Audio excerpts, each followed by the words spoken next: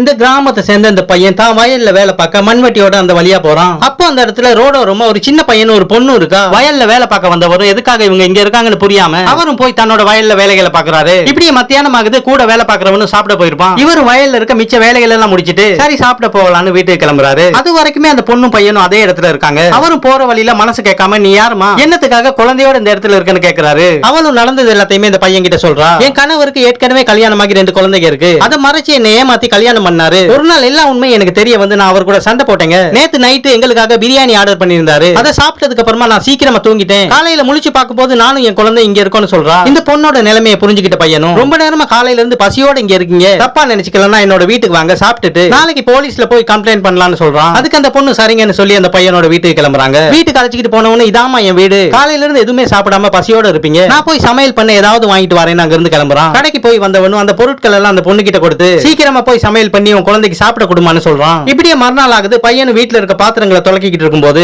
இல்லங்க இந்த வேலைகள் எல்லாம் நானே பாக்குறேன், நீங்க போய் உங்களோட வேலைகளை பாருங்க அங்க இருந்து அனுப்பி வைக்கிறா. இப்படியே அந்த பையனும் வயலுக்கு வேலை பார்க்க போகும்போது அந்த கிராமத்தை சேர்ந்த முதலாளியும் அந்த பையன் கிட்ட வந்து என்னப்பா ஒரு பொண்ணு அழைச்சிட்டு வந்து வீட்டுல வச்சிருக்கேன், உங்க கூட வேலை பார்த்தவன் என்கிட்ட சொன்னா என்ன எதுவும் பொண்ணுகளை வச்சு பிசினஸ் பண்றியான்னு கேக்குறாரு. கோபப்பட்ட பையனும் முதலாளியை திட்டிட்டு அங்க இருந்து கிளம்பிடுறான். இப்படியே மத்தியானமா வீட்டுல அந்த பொண்ணு அவருக்காக சமையல் பண்ணி எடுத்துக்கிட்டு வயலுக்கு வர வழியில அந்த முதலாளியும் வராரு. நீ ஆமா அந்த பிச்சைக்கார பையனோட வீட்டுல இருக்க, நீ என் கூட வந்து உன்னை நல்லா பாத்துப்பேன்னு அவளோட கையை பிடிக்கிறாரு. முதலாளியோட கையை தட்டி விட்ட பொண்ணு உங்களுக்கு வேணா அவர் பிச்சைக்காரரா இருக்கலாம், அவர் போல நல்லவங்க உங்க தோட்டத்துல வேலை பார்க்கறதுனால தான் உங்க நிலத்துல எல்லாம் பயிரே முளைக்குதுன்னு சொன்னவளும் முதலாளி அசிங்கமா திட்டிட்டு அங்க இருந்து கிளம்புறா. சாப்பாடு எடுத்துட்டு போய் வேலை பார்த்துக்கிட்டு இருக்க அந்த பையன் கிட்ட வாங்க சாப்பிடலாம்னு கூப்பிடுறா. அவன் ஏமா நீ இங்க வந்தன்னு கேக்குறான். அப்ப அந்த பொண்ணு வழியில வரும்போது முதலாளி இந்த பொண்ணு கையை பிடிச்சு தப்பா நடந்துகிட்டதையும் இந்த பையன் கிட்ட சொல்றா. அப்ப அவனு முதலாளி உன்னை சும்மா விட மாட்டான், நாம சீக்கிரமா போலீஸ் ஸ்டேஷனுக்கு போகலான்னு அவள் அங்க இருந்து அனுப்பி வைக்கிறான். இப்படி சாயந்தரமா வேலைகளை முடிச்சிட்டு வந்த பையனும் ரொம்பவே டயர்ட் ஆகி அந்த கைத்து கட்டல்ல படுத்திருக்கும் போது அந்த பொண்ணு சாப்பிட கூப்பிடுறா. அந்த பையனும் உடம்புக்கு முடியாம படுத்திருக்கான், காய்ச்சல் நெருப்பா கொதிக்குது. அதை பார்த்தது இந்த பொண்ணு ஜுரத்துக்கு மாத்திரை எல்லாம் கொடுத்து பத்தெல்லாம் போட்டு விடுறா. இப்படியே மறுநாள் ஜுரம் சரியாகி இந்த பையன் வேலைக்கு போகும்போது வழியில இந்த பையனை மறிச்ச முதலாளியும் மரியாதையா அவன் கூட இருக்க பொண்ணை என் வீட்டுக்கு அனுப்பி வச்சிருன்னு சொல்றான். அவன் அந்த பொண்ணுக்கு ஒரு குழந்தை இருக்கா, தயவு செஞ்சு விட்டுருங்க முதலாளின்னு சொல்றான். இப்படியே சாயந்தரம் ஆகுது. இந்த பையனோட வீட்டுக்கு போன முதலாளியும் அந்த பொண்ணை வழி கட்டாயமா தன்னோட வீட்டுக்கு அழைச்சிட்டு போக ட்ரை பண்ணும்போது இதுவரைக்கும் முதலாளியை பார்த்து பயந்து போன பையன் அந்த பொண்ணோட கையை பிடிக்கவும் தாங்கிக்க முடியாம எட்ரா கையன்னு முதலாளி கூட வந்தவனை அடிச்சு போட்டு ஒரு பொண்ணு தனியா இருந்தா அவளை நிம்மதியாவே வாழ விட மாட்டீங்களாடா,